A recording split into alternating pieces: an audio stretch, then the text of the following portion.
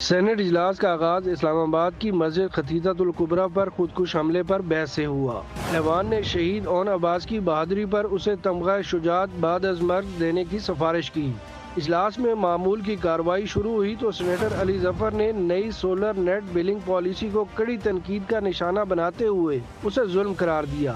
کہا کہ پہلے حکومت نے ترغیب دی، لوگوں نے لاکھوں روپے لگا کر سولر پینل لگا لیے اور اب حکومت نے نئی ٹیرف پالیسی متعارف کرا دی جو سراسر ظلم ہے۔ سینیٹر شہری رحمان نے کہا کہ بجلی کے بلوں پر ٹیکس مسلسل بڑھ رہے ہیں، آئی پی پیز ازدہے کی شکل اختیار کر چکے ہیں۔ وفاقی وزیر اویس لغاری نے جواب دیا کہ اس معاملے پر تمام سٹیک ہولڈرز کو آن بورڈ لیا گیا ہے۔ 2030 تک بجلی پیداوار کا 60% گرین انرجی پر منتقل ہو جائے گا۔ 2030 تک ہماری بجلی پیدا ہونے والی کا 60% حصہ کلین انرجی ہوگی، اور اس سال 2024-25 کے اندر ہم آلریڈی 55% کلین انرجی کو اچیو کر چکے ہیں۔ سینٹ میں چھتوں پر نصب شمسی نظام کے ذریعے بجلی پیدا اور استعمال کرنے والے صارفین کے تحفظ اور نیپرا کے مسودے کو قومی پالیسی سے ہم آہنگ کرنے کی قرارداد پیش کی گئی، جس کی وفاقی وزیر توانائی نے مخالفت کی۔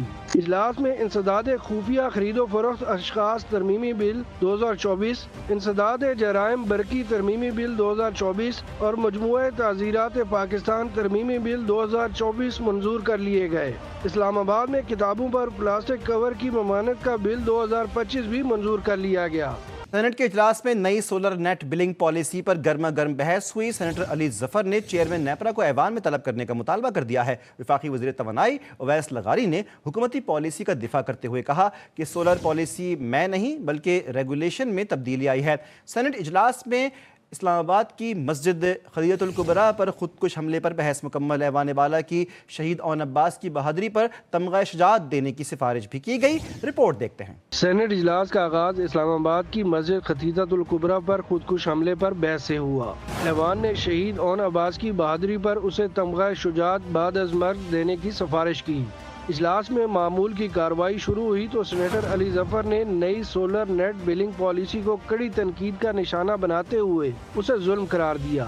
کہا کہ پہلے حکومت نے ترغیب دی، لوگوں نے لاکھوں روپے لگا کر سولر پینل لگا لیے اور اب حکومت نے نئی ٹیرف پالیسی متعارف کرا دی جو سراسر ظلم ہے۔ سینیٹر شہری رحمان نے کہا کہ بجلی کے بلوں پر ٹیکس مسلسل بڑھ رہے ہیں، آئی پی پیز ازدہے کی شکل اختیار کر چکے ہیں۔ وفاقی وزیر اویس لغاری نے جواب دیا کہ اس معاملے پر تمام سٹیک ہولڈرز کو آن بورڈ لیا گیا ہے۔ 2030 تک بجلی پیداوار کا 60% گرین انرجی پر منتقل ہو جائے گا۔ 2030 تک ہماری بجلی پیدا ہونے والی کا 60% حصہ کلین انرجی ہوگی، اور اس سال 2024-25 کے اندر ہم آلریڈی 55% کلین انرجی کو اچیو کر چکے ہیں۔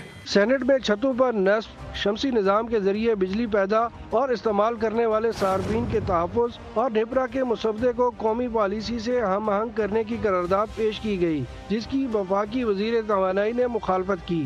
اجلاس میں انسداد خفیہ خرید و فروخت اشخاص ترمیمی بل 2024، انسداد جرائم برقی ترمیمی بل 2024 اور مجموعہ تعزیرات پاکستان ترمیمی بل 2024 منظور کر لیے گئے۔ اسلام آباد میں کتابوں پر پلاسٹک کور کی ممانعت کا بل 2025 بھی منظور کر لیا گیا۔